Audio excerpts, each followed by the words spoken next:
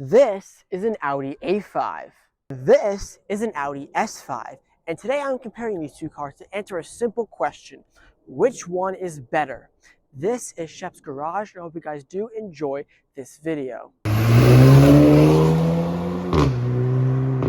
Of course, if you're new to my channel, this is the first time seeing my face on your screen, don't forget to please click the subscribe button down below for more awesome car content videos like this. I'm trying to become a full-time YouTuber, and I cannot do it without your guys' support. I'm trying out something a little bit different today. I love doing comparison videos. I think they do pretty well on this channel, and I just wanted to try something different other than a Mark 8 GTI video, but that is what I'm mainly known for. So if you like car content, this is the place to be. But anyways, let's get back into this review. So obviously, everyone knows what the Audi A5 is and what the Audi S5 is. If you don't know what these cars are, you probably have been living under a rock your entire life. However, these two cars are sort of one of two of Audi's models. One is the more luxury-oriented model, the A5, and the other one is the S5, which is the sporty version of the A5. Today, I want to compare these two cars to see which one is better.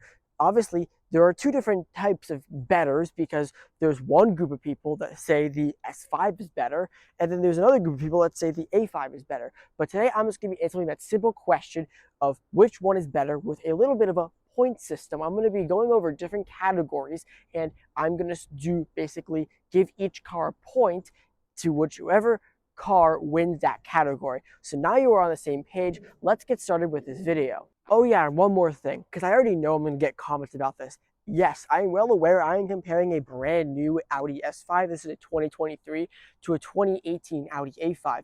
Why I'm bringing this up is because there are many changes to this S5 compared to the A5, like the better headlights, the new infotainment in the inside, the new tail lights, the updated powertrain, etc.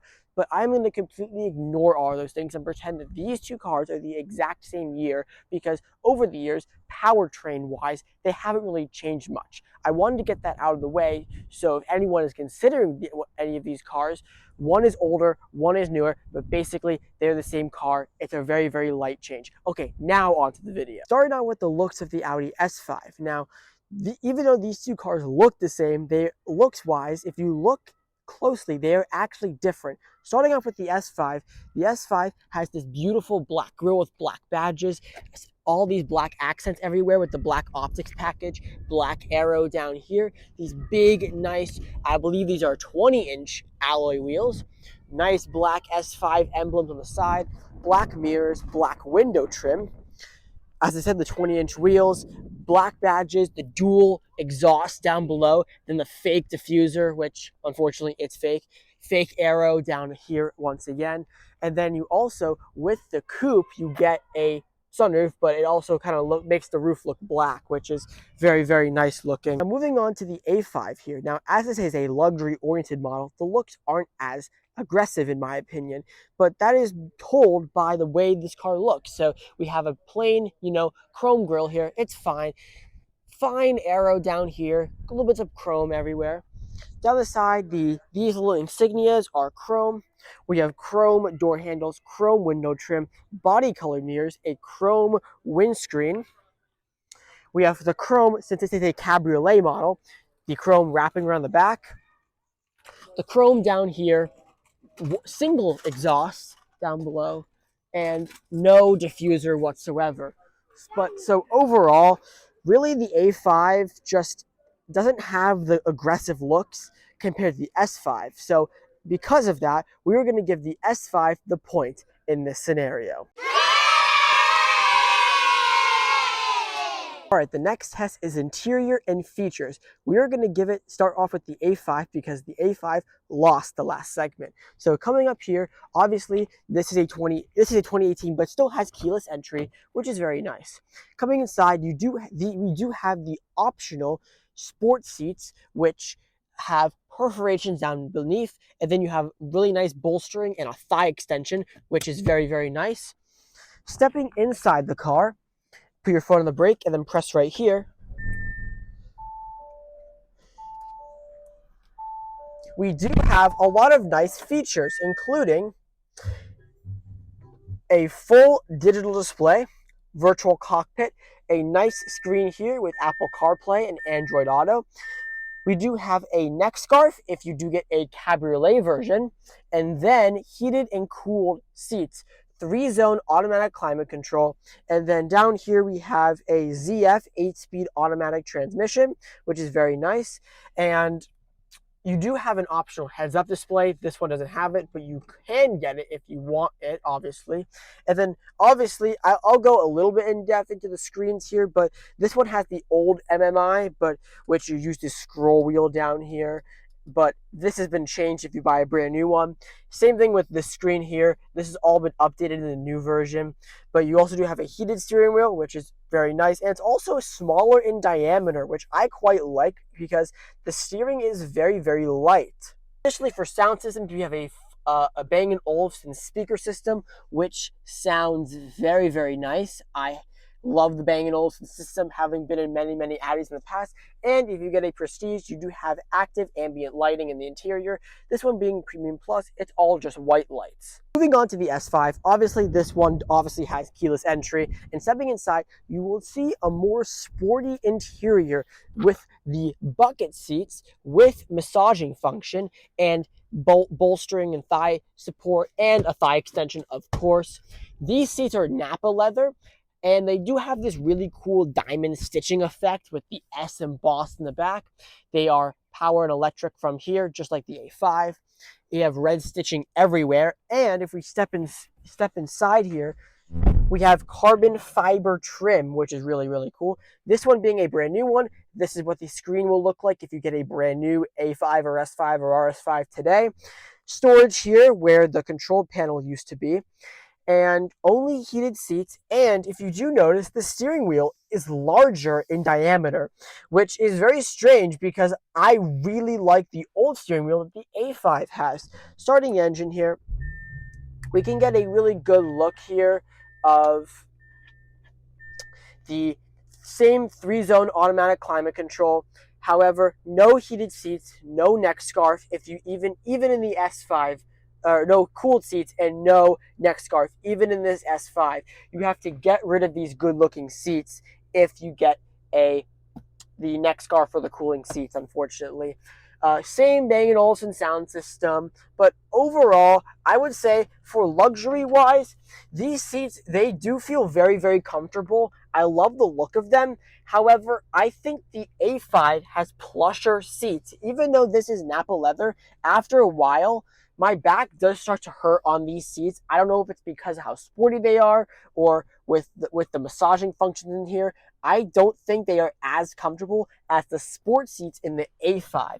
So because of that reason, we are going to give the A5 to the point for luxury and features.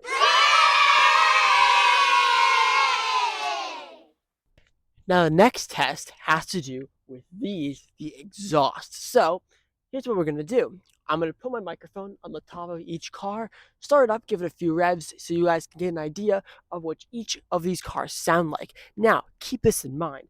The S5 has a 350 horsepower V6, and the A5 has a 252 horsepower 2-liter 4-cylinder, I think. So correct me if I'm wrong in the comment section down below. So let's see which one of these cars sound the best.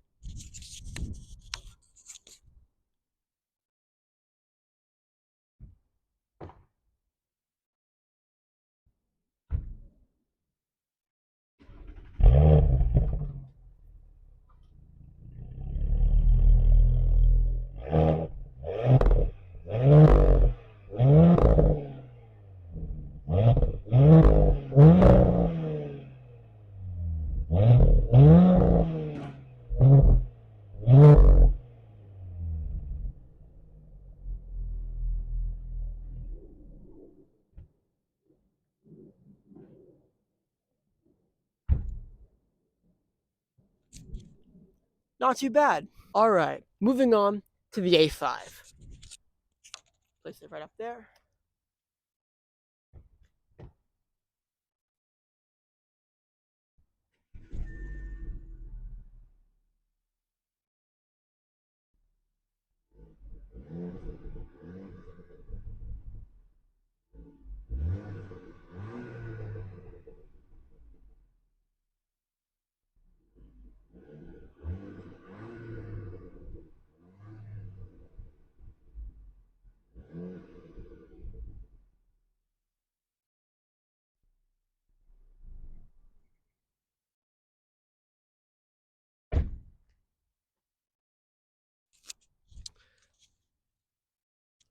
eh.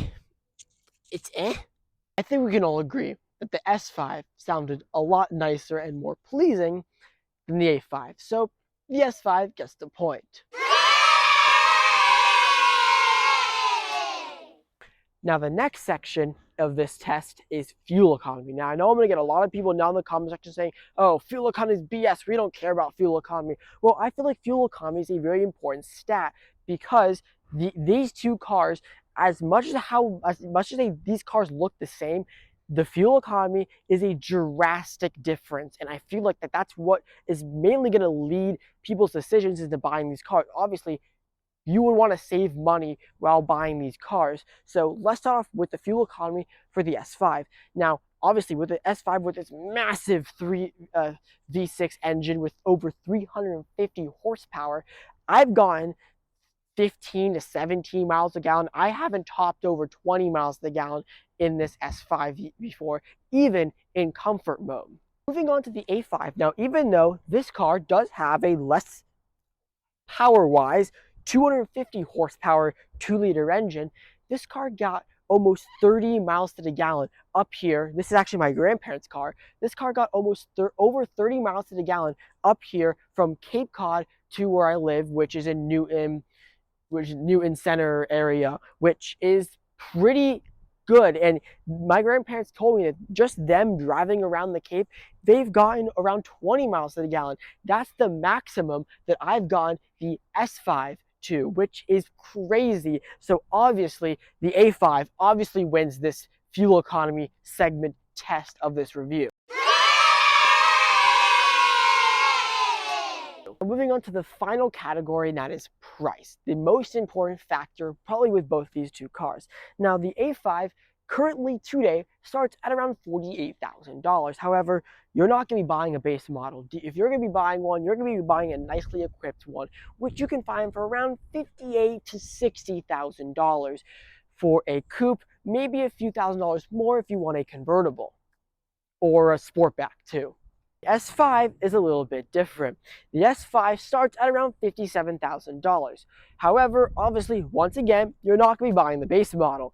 So this one behind me is optioned right around to $77,000, which is a lot of money for an S5, which I would admit, this is a pretty nicely loaded car. However, you can easily find one for around the low to mid 70s, maybe a couple $1,000s more if you want a convertible, or a couple $1,000s more if you want a sportback. So which of these cars is the winner? Well, it's obviously the A5, and let me explain. Yes, the S5 is a beautiful, sporty coupe with a great sounding V6 engine and a great interior. However, with the fuel economy and the lack of luxury features, the A5 just sort of goes a little bit, overtakes it and goes a little bit of ahead over the S5.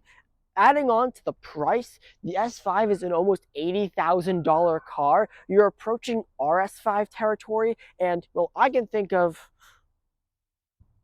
many cars that are a lot better for value-wise than an S5, especially for a car that hasn't been updated in 4 or 5 years at this point.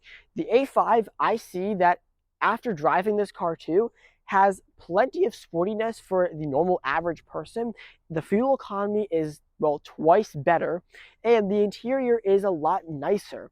So for money, if you're deciding between an S5 or a A5, I would go with an A5 value-wise. If you're really edging into getting a sports car and you really want to combine into one car, that's where I would see the S5 going ahead in this comparison. Well, I want to know what your thoughts are in this video. Which one would you take, the S5 or the A5? Thank you guys so much for watching this video. If you did, comment down below what other comparison videos I should make, and I'll see you guys in the next one. Peace!